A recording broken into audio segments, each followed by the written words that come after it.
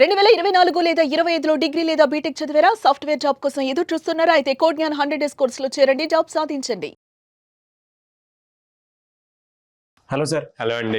Sir, desi bubble అనే term నేను ఒక్కొక్క వీడియోలో కూడా చూడటం జరిగింది. బట్ ఐటీ ఇండస్ట్రీకి సంబంధించి మాట్లాడుకునేటప్పుడు ఇది ఈ విధంగా ఉంది అనేటువంటిది జనరలైజ్ చేసి చెప్పడం జరిగింది.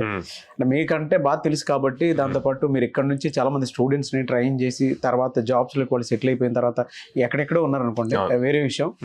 అసలు మన ఐటీలోకి ఏ విధంగా ఇది వర్తిస్తుంది అంటారు అసలు దేశీ బబుల్ అనేది? సో ఫస్ట్ అసలు దేశీ బబుల్ అంటే ఏంటి అన్నది అర్థం అవటానికి సింపుల్గా మనం ఫస్ట్ నుంచి పెరిగిన వాతావరణంలో ఉన్న ప్రదేశంలో మనకంటూ ఒక క్రోటరీని ఏర్పాటు చేసుకుంటాం. అంటే మన వాళ్ళు, వీళ్ళే మన ఫ్రెండ్స్, ఇట్లాగా క్రియేట్ చేసుకుంటాం. మన వాట్సాప్ గ్రూప్స్, మన కాలేజ్ అని చెప్పి. ఇప్పుడు ఈవెన్ మా దగ్గర ట్రైన్ అయ్యేటప్పుడు కూడా ఒక గ్రూప్, ఒక 10 మంది గ్రూప్ ఎట్లా చేసుకుంటారు అనమాట. దీన్ని దేశీ బబుల్ అంటాం. సో ఈ బబుల్ పేలుతుంది. ఎప్పుడు పేలుతుంది? జాబ్స్ రానప్పుడు.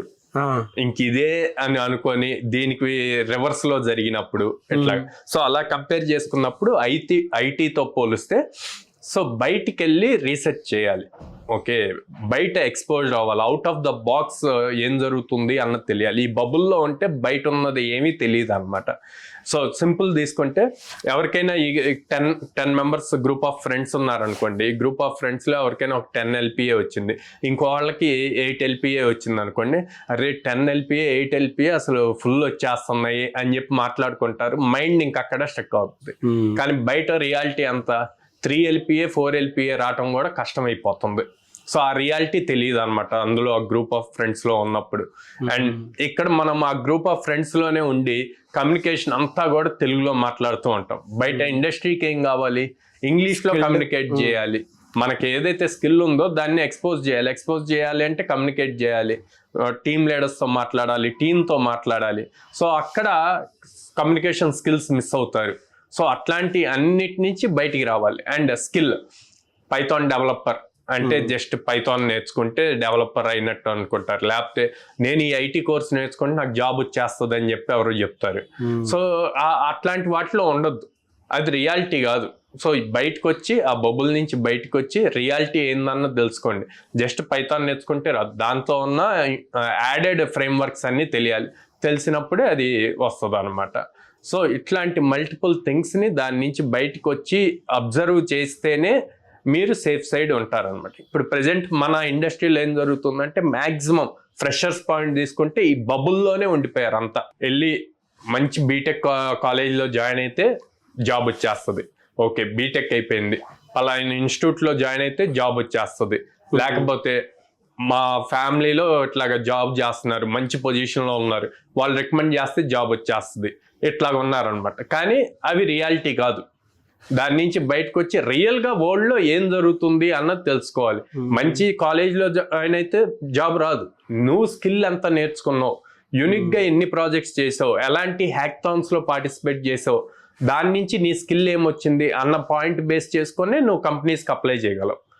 అదే ఇన్స్టిట్యూట్లో జాయిన్ అయ్యావు, ఫర్ సపోజ్ కోడ్ జ్ఞాన్లో జాయిన్ అయితే జాబ్ రాదు. నువ్వు ఎక్కడ మళ్ళీ స్కిల్ ఏం నేర్చుకున్నావు, ఏ టైప్ ఆఫ్ ప్రాజెక్ట్స్ చేసావు, ఎన్ని ఇంటర్వ్యూస్కి అటెండ్ అయ్యావు, ఇంటర్వ్యూస్లో చేసిన మిస్టేక్స్ని మళ్ళీ కరెక్ట్ చేసుకుంటున్నావా లేదా అనుకున్నది చూసుకుంటేనే జాబ్ వస్తుంది.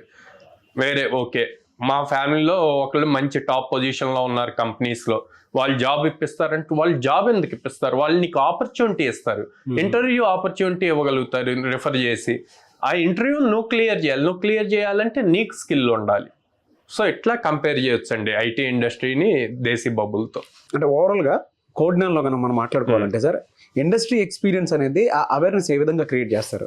సో మేము దాదాపు 800+ కంపెనీస్తో అసోసియేషన్ అయ్యి ఉండటం వల్ల వాళ్ళకి వాళ్ళ దగ్గర ఉన్న ప్రాజెక్ట్స్ వచ్చే నెక్స్ట్ న్యూ ప్రాజెక్ట్స్ వస్తూ ఉంటాయి. అవి ఏ ప్రాజెక్ట్స్ వస్తాయి, ఏ టెక్నాలజీ కావాలి అన్నది మాతో డిస్కస్ చేస్తే అప్పుడు మేము దానికి తగ్గట్టు కరికులమ్స్లో చేంజెస్ తీసుకొస్తూ ఉంటాం.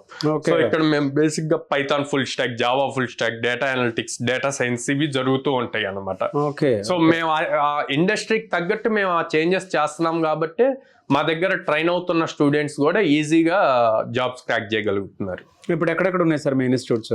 సో విజయవాడలో మొగల్రాజ్పురంలో ఉందండి, హైదరాబాద్లో JNTU మెట్రో స్టేషన్ దగ్గర ఉంది, అండ్ అమీర్పేటలో చెన్నై షాపింగ్ మాల్ ఆపోజిట్లో ఉంది.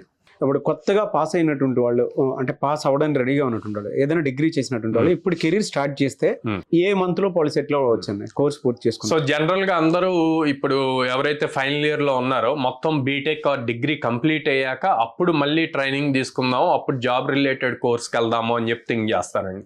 ఇప్పుడు నేనేమంటా అంటే మీకు ఫైనల్ సెమిస్టర్ లో ప్రాజెక్ట్ వర్క్ ఉంటుంది, లేకపోతే ఇంకొక 2 సబ్జెక్ట్స్ ఉంటాయి, అంటే హాఫ్ డేలో అయిపోయింది మీ కాలేజ్. లేదు కొన్ని కాలేజెస్ అయితే వీక్ మొత్తం మీద 2 డేసే ఉంటాయి అన్నమాట.